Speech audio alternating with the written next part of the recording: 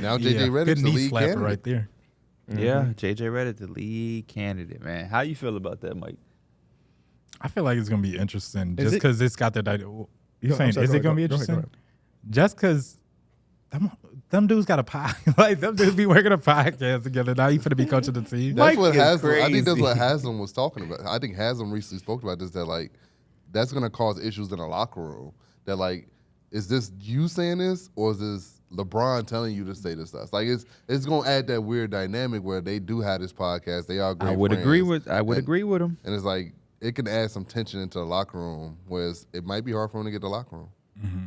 We do have confirmation, Mike. You were right. It was Mark Jackson. He forgot Jokic off the MVP. Yes, bro. I was gonna say Jokic too, but I was like, I don't know if he forgot Big Jokic now. Shout out to our team in Omaha for the Googles.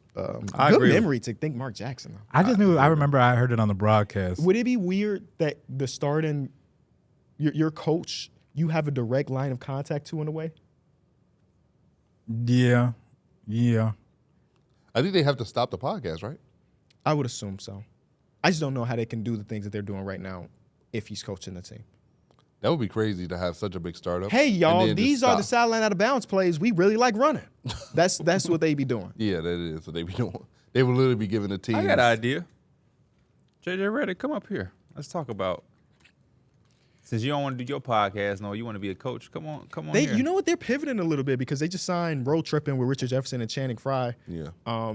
So maybe they're gearing up to not have their show, but have other shows. They also got the Dunker Spot, who they signed last season or this season. So maybe they are gearing towards that show being gone and by getting different content. Y'all saw the Tim Duncan interview with Richard Jefferson? Yeah. I saw a clip of it, I didn't click on it, but I saw it. Tim Duncan, man. You don't really get to hear him talk often. He still wear camo shorts, which is dope. Was they baggy as hell? They had jawstrings at the bottom of them. Oh, okay. So why do he strike me as somebody who smoked? Like a cigar? No. He got dreads now, man. Dreads changed the perspective about you. Maybe.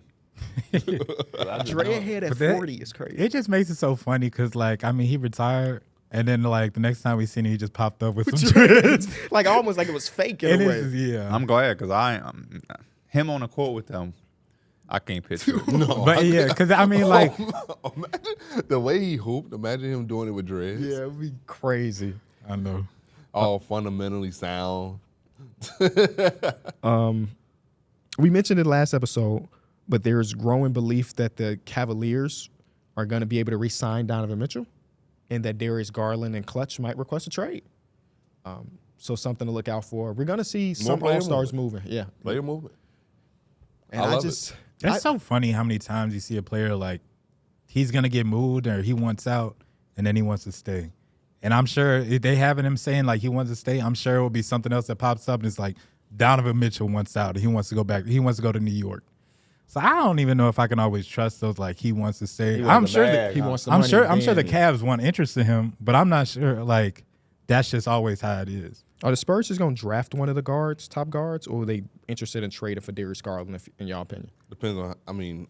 I think it's the price. They probably would rather trade for Darius Garland because he's the more ready player. And I think it depends on how fast they want to expedite the Vic timeline. Mm-hmm. Even though I know you have him and he's 19, but he was so damn good. Maybe they see Darius Garland as like the perfect guard next to him that's right now. I think if they could get a good price for him, because I think the Spurs, they're going to play it smart. That's all it's about. There's no rush for it. Doug McDermott, Zach Collins. Doug McDermott is in the conference. It's finals. He is on the Pacers. It's literally no rush for it. But if they could get in on a buy low deal, why not? But there's no rush. Yeah. Like I think that's going to be the problem because if you're keeping Donovan Mitchell, you're not trading Darius Garland for Keldon Johnson. Yeah, they're going to want something more. I'm on fire.